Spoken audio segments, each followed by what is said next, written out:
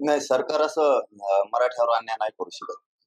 म्हणजे त्यांच्याबद्दल सकारात्मक आणि आमच्या बाबत नकारात्मक ही भूमिका मराठ्यांच्याबद्दल महाराष्ट्रातल्या सरकार नाही घेऊ शकत.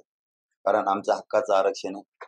कारण त्यांना जसं वाटतंय, की आरक्षण असून सुद्धा आणखीन जास्तीचं मिळावं.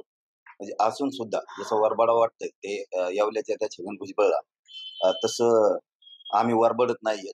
आमचा हक्काचं आहे. आमच्या नोंदी आहेत. आमचं हैदराबादचं गॅझेट आहे. सातारा संस्थानचं आहे. मराठा आणि कुणबी एक आहे. 83 क्रमांकाला तशा नोंदी सुद्धा आहेत. याच्यासारखं आम्ही खात नाही सगळ्या दिवस. त्यामुळे सरकार आमच्यावर अन्याय करणार नाही. सरकारने जर तसं केलं तर सरकारला मागात पडू. सरकार जर पुन्हा पहिल्यासारखंच करायला लागलं, आम्हाला त्यांची गरज आहे, त्यांची गरज आहे, तर पुन्हा सरकारचे हाल होणार. मग आमचा नाईलाज. काल मुख्यमंत्री असंही म्हणाले की जी मागणी केली आहे तुम्ही काही ओबीसी किंवा कुणबी जातीची सर्टिफिकेट खोटी आहेत या सगळ्या प्रकरणाची चौकशी करण्यात येईल आणि जर कोणी खोटी अशी इश्यू झाली असतील तर देणाऱ्यावर आणि घेणाऱ्यावर दोघांवरही कारवाई. मग बरोबर आहे ना. आमची एकही खोटी नाही. तरी तुम्ही त्यांचं ऐकून जाणून बुजून आमच्यावरती अ, अ, काय म्हणते त्याला ती कारवाई करणार. कारण जशा केसेस खोट्या केल्या तुम्ही लाखो पोरांवरती मराठ्यांच्या, तसे तुम्ही आमच्या नोंदी सापडलेल्या असूनही त्या खोट्या ठरविणार. म्हणजे तुम्ही परत त्या ओबीसीच्या येवल्याच्या नेत्याकडून बोलणार आणि मराठ्यावर अन्याय करणार त्या रद्द करून. खऱ्या जरी असल्या तरी. आता खरे असले तरी तुम्हीच रद्द करणार आणि कसे असले तरी तुम्हीच करणार. कारण ओलं उभं तुमचंच जळतंय कारण सरकार तुमचं आहे ना. त्यामुळे कसं तुम्ही जळणार.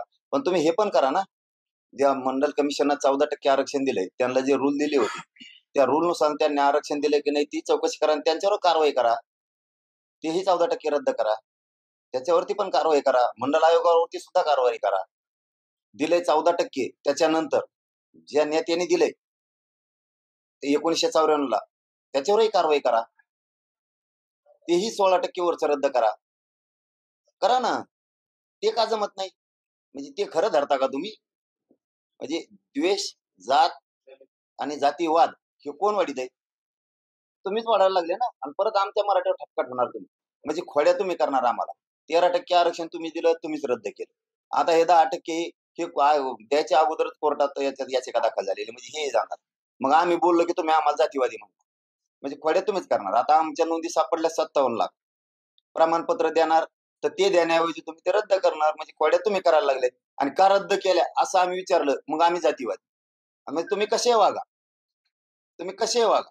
म्हणजे नाही का, एखाद्या जिल्ह्यात असतं बघा, मराठ्याला खूप त्रास द्यायचा आणि कमवून दिला आम्ही विचारलं का आम्ही जातीवादी आणि तुम्ही आमच्या पार मागं लागा. तसं झालंय. म्हणजे तुम्हीच करो, हम करो ते काहीतरी आहे ना कायदा. तसं झालं खेळ हे आता. तुम्ही सांगताल तेच. नसतं मग नाही ऐकलं की तुम्ही जातीवादी. आम्हालाच मतदान करा, नाहीतर मग जातीवादी. ते असं म्हणतात की मंडळ कमिशनला विरोध करणं ते सोपं नाहीये. ते तुम्हाला झेपणार नाही, पेलणार नाही कारण तो देशव्यापी विषय आहे. मग हे तुम्हाला रद्द करणं पेलणार आहे का? हे बी पेलणार नाही तुम्हाला. आणि तसले फुसके दाबा नका सांगू मला तरी. ते इथून मागं कसं झालं, काय झालं ते मला माहित नाही. मी मराठ्यावर अन्याय होऊ देणार नाही. वेळेप्रसंगी मला बलिदान द्यायची वेळ आली तरी देईल, पण मी घेणार नाही. आणि पेलायचं, फालायचं ते शिकायचं नाही मला. मी सामान्य माझ्या करोडो मराठ्यांकडून आहे आणि माझा समाज पाठपुराव्याला खंबीर आहे या सरकारची. आणि माझ्या पाठीशी खंबीर आहे. मी समाजाची पाठराखण करतो. गोरगरीब समाजाचे मराठीचे पोरं मोठे झाले पाहिजे म्हणून लढतोय. माझा समाज एक आला ही यांची लय पोटदुखी. प्रचंड पोटदुखी. काही नेत्याची पण आहे आणि सरकारची पण आहे. की हा मराठा एक येत नव्हता, एक आला, मतात रूपांतर झालं.